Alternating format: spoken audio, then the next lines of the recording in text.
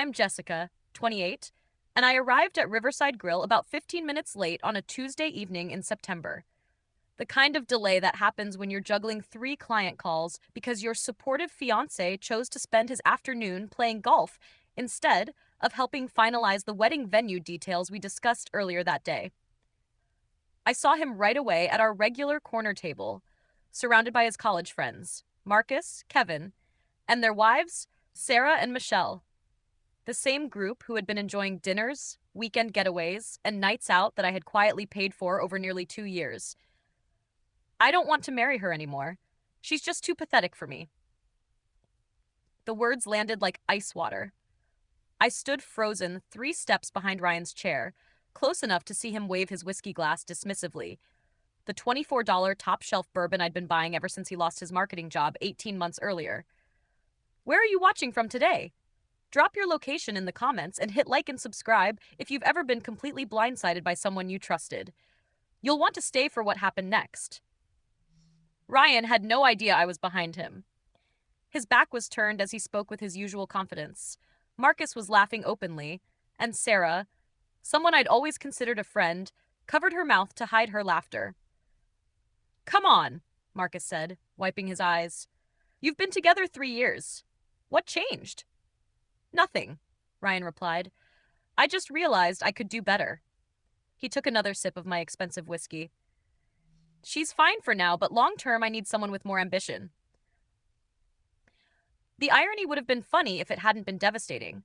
The woman they were mocking was the same one who had been holding Ryan's life together while he figured things out, and built a consulting business that existed mainly in motivational Instagram posts.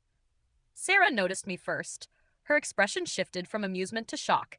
Instead of warning Ryan, she simply stared, wide-eyed, like she was watching a slow-motion crash. "Look at what she does," Ryan continued, completely unaware. "Event planning. She throws parties and calls it a career. My next girlfriend needs real professional success." More laughter moved around the table. These were the same people who had attended events I organized, eaten meals I paid for, and stayed in houses I rented for weekend trips. Not one of them pointed out the contradiction. Kevin leaned in. "So what's your exit plan?" "The wedding's in 6 weeks." "Already working on it," Ryan said confidently. "I've been pulling back, showing we're not compatible. She'll probably cancel it herself." He was managing our breakup like a business deal, and I'd been too busy managing both our lives to see it coming. Let me rewind, because this situation didn't happen overnight. The groundwork was laid carefully over 3 years. I met Ryan at a networking event in 2021. He was charming, confident, working at Sterling Marketing, talking about plans to start his own consulting firm. I admired his ambition, his polished image, what looked like success. What I didn't realize was that his tailored suits were funded by maxed-out credit cards, and his confidence was built on a future that didn't yet exist. Those early months were intense. Ryan planned elaborate dates, took me to new high-end restaurants, and gave me constant attention. When he mentioned short-term cash flow problems during his transition to entrepreneurship, helping felt reasonable. Temporary, he said. Just until the business launched, temporary became permanent. It started small. Dinners, a weekend away. "I'll pay you back when my biggest client settles their invoice next month." Next month passed. Payments were delayed. Then his laptop failed. Then car repairs. There was always an emergency, always a reason, always my money covering the gap. By the second year, I was paying rent on the luxury downtown apartment he said we needed to look successful. I covered the premium gym membership for networking. I paid for the designer clothes meant to help him close deals. At the same time, I was working 60-hour weeks growing my event planning business, securing corporate clients, refining every detail to protect my reputation. Ryan's job applications slowed, then stopped. His client meetings turned into golf outings. His networking events became happy hours I wasn't invited to because I wouldn't fit in. Standing behind his chair, listening to him belittle my career and plan his way out of our relationship, something became clear. To Ryan and his friends, I was never a partner. I was a resource. The worst part, Ryan added, is how she thinks paying for everything makes her a great girlfriend. It's actually kind of sad. That's when he turned around. The moment everything stopped. His smug expression collapsed into panic as our eyes met. The table went silent as everyone realized the person they were mocking was standing right there. Jess, Ryan stammered, nearly dropping his glass. I didn't expect you. I looked at him, really looked at him. This was the man I had supported through every excuse, every broken promise, every stretch of unemployment labeled as entrepreneurship. The man I defended to friends who questioned his effort. The man I planned to marry in 6 weeks. Slowly and deliberately, I removed my engagement ring.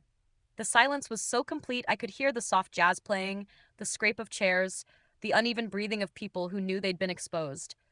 I placed the ring on the white tablecloth. It made a small, final click. Well, I said calmly, that saves me from wondering whether to return this or sell it to cover wedding deposits you never planned to honor. Ryan's face drained of color. Jess, wait, I didn't mean it like that. You meant every word, I said. The only mistake was getting caught. Marcus tried to intervene. Come on, Jessica. It was just guy talk. I smiled, not sarcastically, just genuinely. Marcus, how long have you known the apartment lease is in my name? He froze. The car payments, the credit cards, my name, my credit, my money. The discomfort was obvious. Sarah stared at her hands. Here's the reality, I continued evenly. You all think Ryan is a great catch, successful, charming, settling for me. But for 18 months, I've been the only thing preventing his financial collapse. Ryan tried to speak, but nothing came out. I picked up my purse. The lease ends next month. The car loan is mine, but the car can go back. Credit cards will be canceled tomorrow. I looked directly at him. Starting now, you'll find out how successful you are without someone else paying for your life. Walking out of Riverside Grill felt like stepping out of an old identity. The air was cool. For the first time in months, I could breathe. Behind me were whispers, chairs scraping, someone calling my name. I didn't turn around. The 3-block walk to my car gave me time to process it all. 3 years over. An October wedding canceled. A future revealed as a financial illusion, with me as the investor. But beneath the anger was relief. My phone rang before I reached my car. Ryan. I declined it and called my bank. This is Jessica Chen. I need to remove an authorized user from all accounts immediately. The process was efficient. Access blocked, replacement cards issued, fraud alerts placed. 3 years undone in 15 minutes. Next came the credit card companies. Same results. My phone filled with messages. Ryan begging. Sarah insisting it was a misunderstanding. Marcus asking if I was really going to be this dramatic. Dramatic. For quietly funding someone's entire lifestyle for 3 years. While publicly humiliating you was apparently acceptable. But stopping the flow of money was labeled dramatic. I blocked every one of their numbers. Back at home, the apartment I'd been paying for, I found Ryan's spare key on the kitchen counter next to his emergency credit card, cut cleanly in half. There was a note in his handwriting. We need to talk. This isn't how I wanted you to find out. Not I was wrong. Not I didn't mean it. Just regret that his carefully planned exit strategy had been interrupted. I poured myself a glass of wine, the expensive bottle I'd been saving for a celebration that never arrived, and started making lists. Vendors to contact about canceling the wedding. Most deposits were non-refundable, but losing money was far better than marrying someone who called me pathetic while spending my income. Bills and accounts to close or transfer. Anything tied to Ryan needed to be cut off completely. Next. People to notify. Real friends, not the social circle that came with Ryan's approval. Opportunities I'd delayed while managing his life. The promotion that required some travel, which he'd opposed because he needed me constantly available. The downtown apartment I'd wanted but couldn't afford while supporting 2 people. The Italy trip my best friend had planned, which I'd always declined because Ryan required full access to my time. By midnight, I'd made real progress. The wedding was officially canceled. Utilities were transferred into my name only. Real friends were shocked but supportive. I'd sent a deposit for Italy. My phone stopped ringing around 11, which likely meant Ryan was at a bar telling anyone who would listen about unreasonable women and revenge behavior. The next morning, he would wake up to find his car wouldn't start. I'd arranged for voluntary repossession. His credit cards would be declined. His gym membership canceled. Ryan was about to learn what his lifestyle actually cost when he had to pay for it himself. Day 2 of my new life began with Ryan pounding on my door at 7 a.m. "Jess, open up. We need to talk." His voice carried panic I'd never heard before. The confident tone from dinner 2 nights earlier was gone. I made coffee. Good coffee. The expensive Jamaican blend I'd been saving for special occasions that never seemed to come, and checked my email while he continued his loud knocking. The wedding venue was surprisingly understanding. The photographer kept her deposit but sent kind wishes. The florist suggested donating the arrangements to a nursing home. "I know you're in there," Ryan shouted. "Your car's here." Around 7:30, Mrs. Patterson from next door appeared, holding a casserole and wearing a concerned expression. "Honey, that boy's been out there for an hour. Should I call the police?" "Yes," I said. "That would be perfect." The pounding stopped immediately when the patrol car arrived. From my second-floor window, I watched Ryan try to explain that it was all a misunderstanding, that he lived there, that I was being unreasonable. The officers asked for proof of residency. He had none. They were polite, but firm. Mr. Morrison could not force entry into a home where he wasn't on the lease. Any further disturbance would lead to arrest. Did he understand? Ryan nodded. Even from that distance, his defeat was obvious. As soon as the officers left, my phone buzzed. Ryan's number, one I'd forgotten to block. I fixed that while he likely left a long voicemail. Around noon, Sarah showed up at my door. That was unexpected. "Jessica, please," she said. "Ryan's a mess. He's sleeping on Marcus's couch. He can't even afford groceries. You're being cruel." I opened the door but didn't invite her inside. "Sarah, honest question. What did you think would happen after he publicly called me pathetic and said he didn't want to marry me?" "He didn't mean it like that." "How did he mean it?" She hesitated. "He's scared of commitment. Guys say stupid things when they're scared." "For 18 months, I paid his expenses while he figured things out. During that time, did you ever suggest he might be taking advantage?" She didn't answer. "Did it ever strike you as odd that I paid for every group dinner, every trip, every night out?" "I thought you were just generous." "There's a difference," I said. "Being generous with money you have is kindness. Being generous because you're pressured to support someone else's lifestyle is being used." She shifted awkwardly. "So you really won't help him at all?" "I won't keep funding his life while he looks for replacements for pathetic little me." "This isn't like you, Jessica." She was right. The old version of me would have gone home that night, cried, and taken him back after flowers and apologies. She would have convinced herself that public humiliation was a misunderstanding. "I'm done being that version of myself," I said. After Sarah left, I spent the afternoon researching downtown apartments, the neighborhood I'd always wanted but couldn't afford while supporting Ryan's tastes. It turned out that on my income alone, I could afford something very comfortable. By the end of the first week, Ryan had tried every tactic he knew. Guilt, long messages about abandonment and cruelty. Business logic, emails outlining a repayment plan, promising reimbursement once his consultancy finally launched.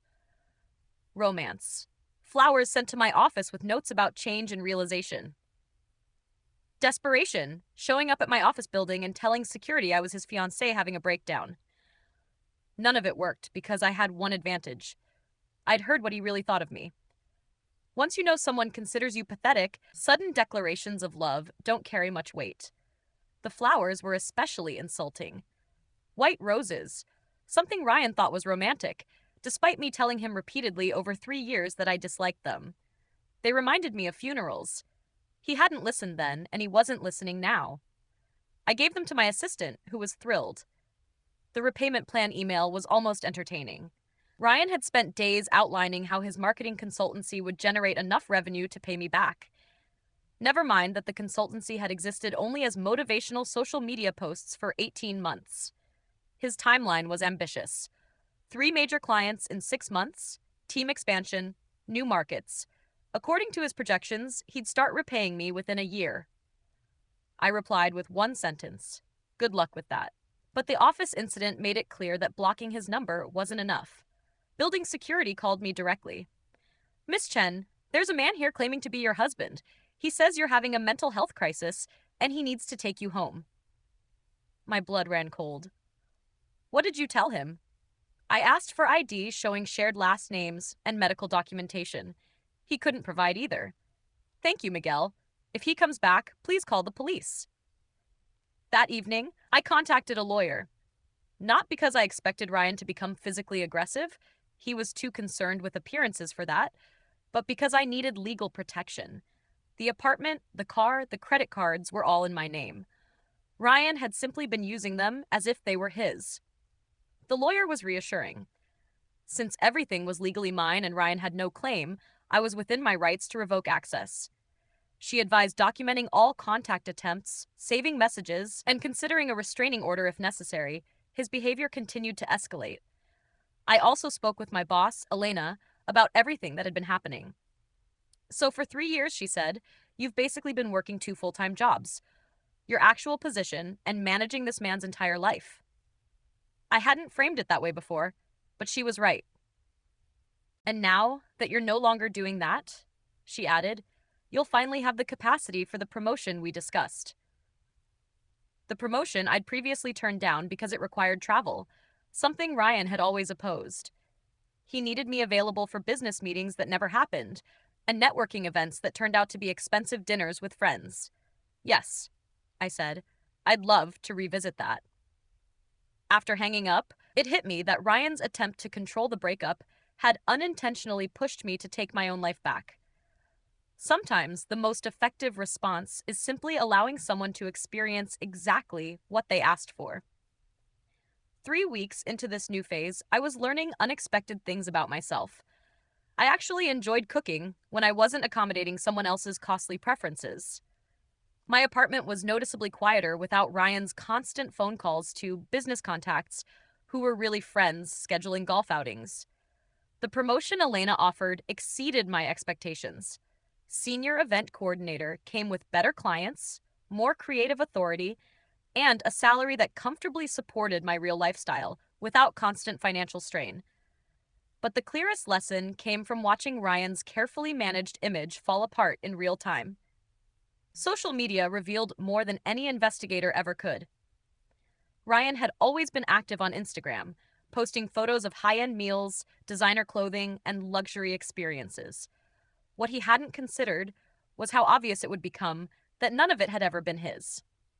The first thing to go was Elite Fitness, the upscale gym downtown where he regularly posted workout selfies surrounded by marble floors and celebrity trainers. When his membership ended, he tried to maintain appearances by posting from a standard commercial gym instead. The difference was obvious. No chrome equipment, no infinity pools, just harsh lighting and worn machines. Next came the car. I only noticed because Marcus posted a story showing Ryan standing beside a battered Honda, joking about his new ride. It was clearly borrowed, likely from family, and definitely not the image Ryan preferred. When his lease ended in October, Ryan had nowhere to go but Marcus's couch. That might have remained private if Ryan hadn't insisted on keeping his social life intact. He'd always been the one suggesting expensive restaurants, securing exclusive reservations, pushing champagne, and shared plates for every occasion. It was easy to be generous when someone else was paying. Now Marcus was covering his basic expenses, and even an investment banker's salary had limits. The group dynamic shifted quickly. Trendy bistros became sports bars. Craft cocktails turned into beer. Celebrations became shared appetizers and separate checks. Ryan tried to adjust, but the effort showed. He'd built his identity around being the guy who knew the best places, who could afford a high-end lifestyle without worrying about money, because someone else handled it. Now he was asking for rides and hoping someone else would cover his share of the bill. The same social circle that had laughed at my humiliation became noticeably less entertained when Ryan started dragging down their experience. Have you heard from Ryan lately? Sarah asked during one of her increasingly awkward check-ins. No, I said, and I don't plan to. He's really struggling, Jessica. I think he's learned his lesson. What lesson is that? I asked. That he can't treat people the way he treated me? I looked at her directly. You were at that table. You laughed when he called me pathetic. You knew I was supporting him financially and never once questioned it. What exactly do you think has changed? She shifted uncomfortably. I feel terrible about that night. You feel terrible about getting caught, I replied. If I hadn't overheard, would anyone have told me what he really thought of me? She didn't answer? That's what I thought. The conversation ended with Sarah promising to stop trying to mediate, though I wasn't confident she would. That afternoon, I signed the lease on a beautiful downtown apartment, the one with hardwood floors and city views I'd admired for months but couldn't afford while supporting two people. On my income alone, it was perfect. November brought unexpected entertainment when Ryan's mother called my office. Patricia Morrison had never been particularly warm toward me, and I'd always sensed she believed Ryan deserved better. Now she sounded desperate. Jessica, I hope you don't mind me calling.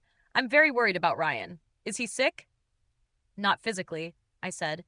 She explained that he was staying with his sister Amanda and struggling financially. I'm not sure how I can help with that. He says you won't return his calls. I hoped we could talk woman to woman. The assumption was impressive. Mrs. Morrison, I said, Ryan and I ended our relationship 4 months ago. It wouldn't be appropriate for me to be involved in his personal issues. But you were together for 3 years. Surely you still care about him. I care about his well-being the way I would any person, I replied. But that doesn't make me responsible for fixing his problems. After a pause, she continued, Ryan says you've been financially punitive, cutting off things he needs. I nearly laughed. Are you under the impression I was required to support your son financially? Well, no, but you were engaged, planning a future together. We were, I said, until he told a room full of people that I was too pathetic to marry and that he was looking for someone better. After that, we stopped planning a future. Another pause. He says it was a misunderstanding. The only misunderstanding, I said, was mine, believing my fiancé respected me enough not to publicly humiliate me while spending my money. He's my son. I'm worried about him. This was where I could have been unkind. I could have listed exactly how much Ryan had cost me, his lack of contribution, his entitlement. Instead, I stayed factual. Mrs. Morrison, Ryan is 31 years old. If he's struggling financially, that's something he needs to address through employment and budgeting, not by expecting support from the woman he publicly rejected. Surely you could help him temporarily. With respect, he was never financially stable, I said. Continuing to support him would only enable him to avoid responsibility. She said she'd think about it. I suspected she'd find someone else to blame. 2 days later, Ryan's sister Amanda called. She skipped diplomacy entirely. I don't know what game you're playing, Jessica, but it needs to stop. Excuse me? Ryan is falling apart. He can't afford basic necessities. He's sleeping on my couch. This vindictive behavior isn't helping. Amanda, I said, during our 3 years together, how often did you see Ryan pay for group dinners? What does that matter? How often? I don't remember him ever paying. And when we traveled for family events, I continued, who booked the hotels? You did. And who paid for flights, rental cars, and gifts? Silence. For 3 years, I said, I supported your brother financially while he pretended to run a business. He's struggling now because he's paying for his own life for the first time, not because I'm vindictive. But you have money. You could help. I have money because I earn it, budget it, and don't spend beyond my means. Ryan doesn't because he never learned to do that. So you're just abandoning him? Ryan abandoned our relationship when he decided I was too pathetic to marry, I said. I'm simply choosing not to pay for being insulted. She hung up. I took that as confirmation that the family was running out of people to blame. I did feel some sympathy for Ryan, not enough to rescue him, but enough to recognize that years of avoiding responsibility had left him unprepared for independence. Still, that was his issue to solve, ideally with career guidance and basic financial education. By December, Ryan had apparently hit bottom. Through the usual gossip channels, I learned he'd moved back into his childhood bedroom after his sister's patience ran out. He was working part-time at a call center, his first real job in nearly 2 years, and telling anyone who would listen that I'd been controlling and financially abusive. The irony escaped him completely. Meanwhile, I was thriving. The promotion opened doors to high-profile clients and creative projects I'd only imagined. My downtown apartment was exactly what I wanted. Hardwood floors, city views, and space that belonged entirely to me. I'd also started dating again, carefully. Coffee, casual dinners, nothing serious. After 3 years of structuring my life around Ryan's needs, it felt unfamiliar but freeing. The Italy trip I'd booked turned out to be incredible.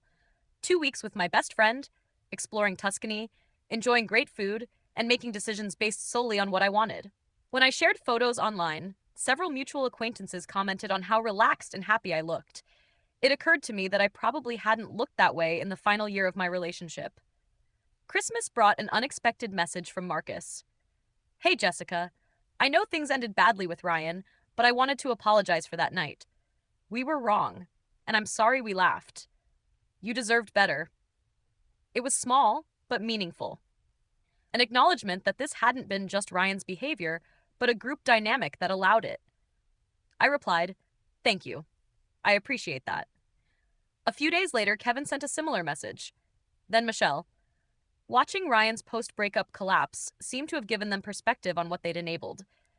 But the most unexpected validation came from an entirely different source. My bank. I'd gone in to discuss investment options for the money I was no longer spending supporting Ryan's lifestyle.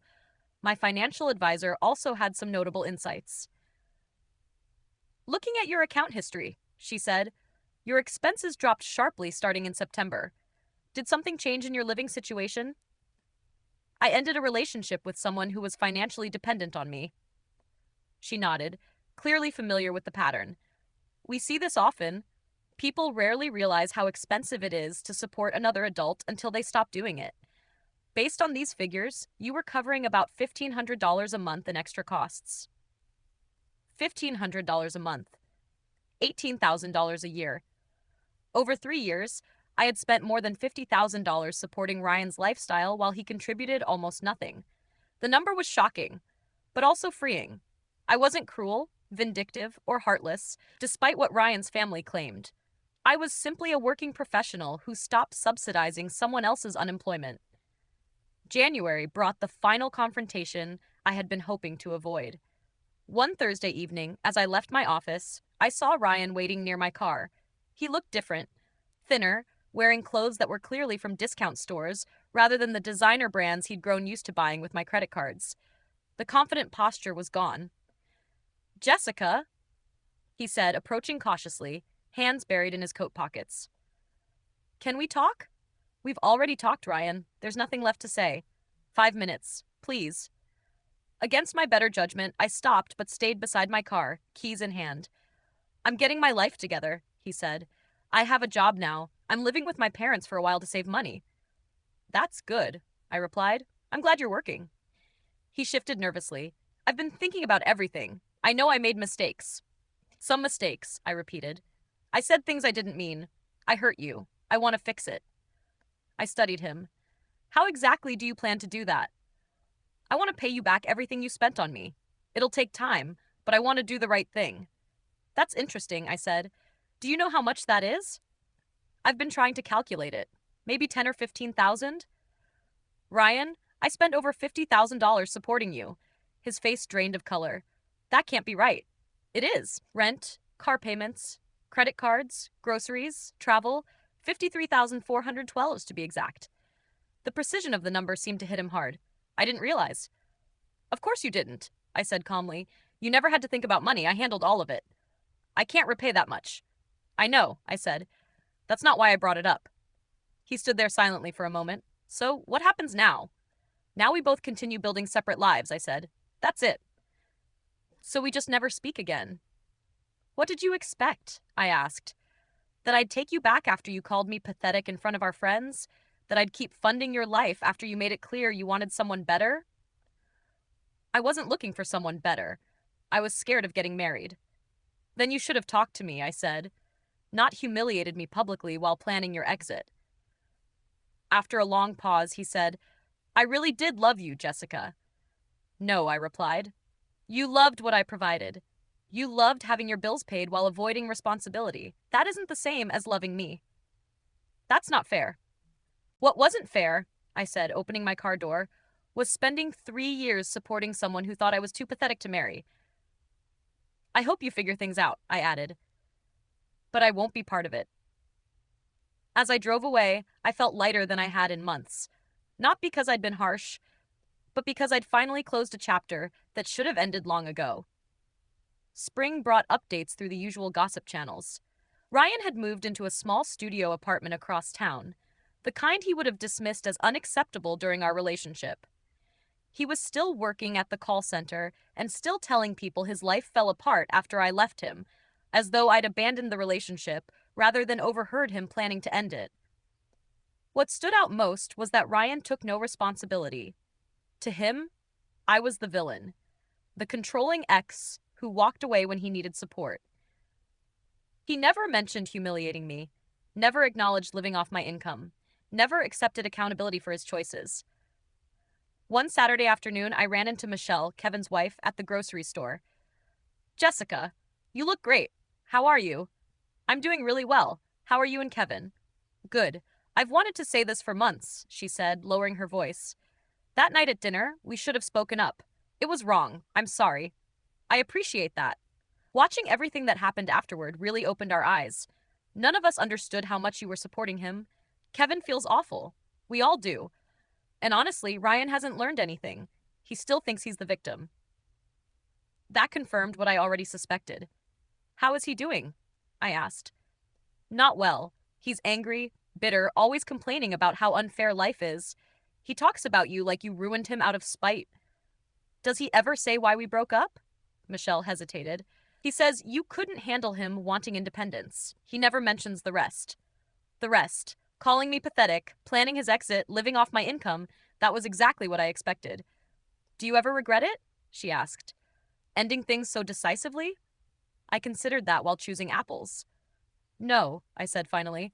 "I regret that it took me 3 years to understand what was happening. But I don't regret ending it. You seem happier, more yourself." She was right. For 3 years, I'd been Jessica plus Ryan's needs. Now I was just Jessica, and that version of me was doing well. 6 months later, during a client lunch, my phone buzzed with an unknown number. "Jessica, this is Ryan.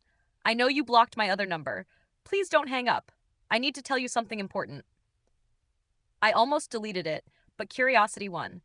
"I'm getting married. Her name is Stephanie. She believes in me in ways you never did. She appreciates me for who I am, not what I can provide financially. I hope you can be happy for me." I stared at the message, then showed it to my client, Linda, a successful businesswoman in her 50s. "Let me guess," she said. "This is the financially dependent ex." "How did you know?" "She believes in me in ways you never did," is classic manipulation, Linda said. "He's saying the new girlfriend is better because she's easier to exploit." "Victim feels harsh," I said. "Jessica," she replied, "you supported him for 3 years, and he called you pathetic. Now he's messaging you about how his new partner believes in him.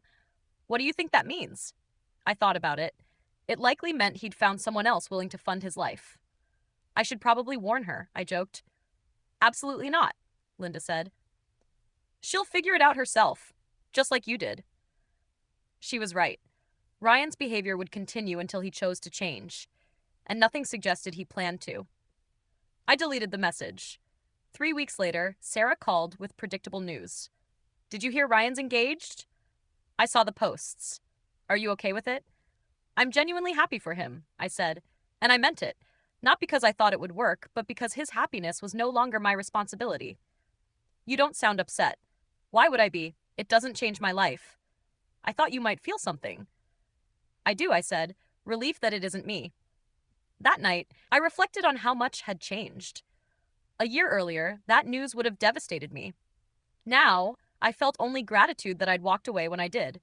The final update came nearly 2 years after the restaurant incident. My company had just been featured in a national magazine when Marcus called. "You won't believe what happened with Ryan." "The engagement ended," I guessed. "Worse. Stephanie found out about his pattern, including you. She learned he couldn't qualify for apartments because his credit was ruined. When he blamed a controlling ex, she looked deeper and got the real story. Turns out he'd been using her credit cards too." I felt genuine sympathy for her. "Is she okay?" "She cut him off completely, kicked him out, blocked him everywhere." "Where's Ryan now?" "Back with his parents. Still at the call center, still blaming women." The pattern was clear. After we hung up, I sat in the apartment I'd bought on my own income and thought about our paths. Ryan was back where he started. I had built a career, a home, and a life grounded in self respect. The next morning, my assistant buzzed me. "There's someone here to see you." No appointment, but he says it's urgent. For a moment, I wondered if Ryan had returned, but it wasn't him. The man introduced himself as David Mitchell, a journalist and friend of Stephanie's. "I'm writing an article on financial manipulation in relationships," he said. "Stephanie thought you might be willing to share your experience." I considered it. "How would you use it?" "It's about patterns, warning signs, and recovery. How capable people end up supporting partners who give nothing back." "I'll do it," I said, "on one condition. Don't use Ryan's real name. This isn't about revenge." 2 months later, the article was published. The response was overwhelming. Women across the country shared similar stories. But the message that mattered most came from Stephanie herself, thanking me for giving her the clarity to leave. That evening, I sat on my balcony watching the city fade into night. 2 years earlier, I'd been planning a wedding to someone who saw me as useful but unworthy. Now, I was independent, successful, and surrounded by people who respected me. My phone rang. Unknown number. I let it go to voicemail. Whatever Ryan wanted to say no longer mattered. I'd heard everything I needed to hear the night he called me pathetic. Sometimes the most powerful choice is refusing to be someone's financial or emotional safety net when they don't respect you. And sometimes the best revenge is building a life so full that you forget why you ever needed it, and you don't look back. You don't revisit the arguments, you don't defend your decision, and you don't wait for validation from someone who never respected you in the first place. You move forward knowing that the relationship ended the moment respect was lost, not when the door finally closed. In the end, this was never about revenge or punishment. It was about clarity. It was about recognizing that supporting someone financially does not obligate you to tolerate disrespect, manipulation, or public humiliation. It was about understanding that love without accountability is not partnership, it is dependency. Walking away did not make me cold or unforgiving. It made me honest.